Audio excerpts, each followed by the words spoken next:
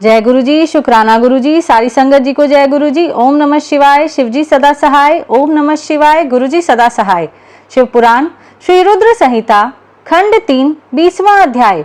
शिव जी के बिछोह से पार्वती का शोक। ब्रह्मा जी कहते हैं, नारद, जब भगवान शिव ने अपना तीसरा नेत्र खोलकर उसकी अग्नि से कामदेव को भस्म कर दिया, तब मैंने उस क्रोधाग्नि से भयभीत देवताओं सहित सभी प्राणियों को भय से मुक्त कराने के लिए उस अग्नि को शिव की आज्ञा से पकड़ लिया और उसे लेकर मैं समुद्र तट की ओर चल पड़ा। समुद्र को उस क्रोधाग्नि को सौंपकर मैं वापस अपने धाम लौट गया। तब पूरा जगत भय मुक्त होकर पहले की भांति प्रसन्न हो गया। नारद जी ने ब्रह्मा जी से पूछा, हे दयानिधे, आप मुझे यह बताइए कि कामदेव के भस्म हो जाने पर पार्वती देवी ने क्या किया? वे अपनी सखियों के साथ कहाँ गईं? हे प्रभु, कृपा मुझे इस बारे में भी बताइए।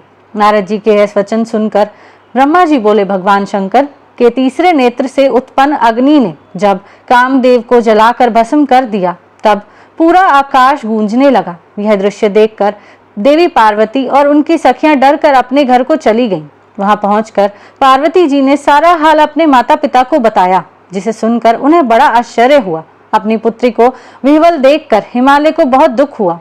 हिमालय ने पार्वती के आंसुओं को पोंछकर कहा, पार्वती डरो मत और रो मत। तब हिमालय ने अपनी पुत्री को अनेकों प्रकार से सांत्वना दी। कामदेव को भस्म करने के उपरांत शिवजी वहां से अंतर ध्यान हो गए। तब शिवजी को वहां ना पाकर पार्वती अत्यंत व्याकुल हो गई। उनकी नींद और चैन जाते रहे। वे दुखी और बेचैन रहने लगी। उन्हें कहीं भी सुख शांति का अनुभव नहीं होता था। तब उन्हें अपने रूप के प्रति भी शंका होती थी। पार्वती सोचती कि क्यों मैंने अपनी सखियों द्वारा समझाने पर भी कभी ध्यान नहीं दिया। देवी पार्वती सोते जागते, खाते पीते, नहाते धोते, चलते फिरते और अपनी सखियों के साथ होते हुए भी सिर्फ महादेव जी का ही ध्यान और चिंतन करती थी। इस प्रकार उनका मन शिव जी के विछोह की वेदना सहन नहीं कर पा रहा था। वे शारीरिक रूप से अपने पिता के घर और हृदय से भगवान शंकर के पास रहती थी। शोक में डूबी पार्वती बार बार मूर्छित हो जाती थी। इससे गिरिराज, हिमालय और उनकी पत्नी मैना बहुत दुखी रहती थी। वे पार्वती को समझाने की बहुत कोशिश करते थे, परंतु पार्वती का ध्यान शिवजी की ओर से जरा भी नहीं हटता था। हे देवर्षि नारद, एक दिन देवराज इंद्र की इच्छा से आप घूमते हुए हिमालय पर्वत पर आए।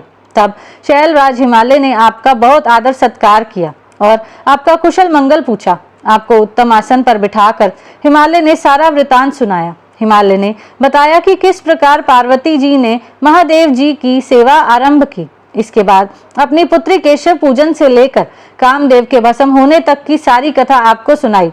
यह सब सुनकर आपने गिरिराज हिमालय से कहा कि आप भगवान शिव का भजन करें। तत्पश्चात हिमालय से विदा लेकर आप एकांत में गुमसुम बैठी देवी पार्वती के पास आ गए। तब उनका हित करने की इच्छा से आपने उन्हें इस प्रकार सत्य वचन कहे। आपने कहा, हे पार्वती, तुम मेरी बातें ध्यान पूर्वक सुनो। तुम्हारी यह दशा देखकर ही मैं तुमसे यह बात कह रहा हूँ। तुमने हिमालय पर्वत पर पधारे महादेव जी की सेवा की, परंतु तुम्हारे मन में कहीं ना कहीं अहंकार का वास हो गया था। शिव भक्त वत्सल हैं। वे अपने भक्तों पर सदैव अपनी कृपा दृष्टि बनाए रखते हैं। वे विरक्त और महायोगी हैं।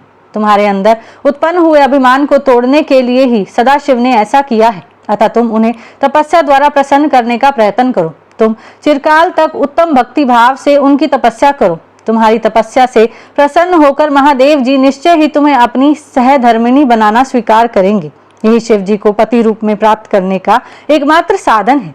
हे नारद, आपकी यह बात सुनकर देवी शिवा हर्षित होते हुए इस प्रकार बोली, हे मुनि श्रेष्ठ, आप सब कुछ जानने वाले तथा इस जगत का उपकार करने वाले हैं। अतः आप शिव जी की आराधना के लिए मुझे कोई मंत्र प्रदान करें। तब आपने पार्वती को पंचाक्षर शिव मंत्र ओम नमः शिवाय का विधि पूर्वक उपदेश दिया। इसके प्रभाव का वर्णन करते हुए आपने कहा, यह मंत्र सब मंत्रों का राजा है और सभी कामनाओं को पूरा करने वाला है। यह मंत्र भगवान शिव को बहुत प्रिय है। यह साधक को भोग और मोक्ष प्रदान करने वाला है।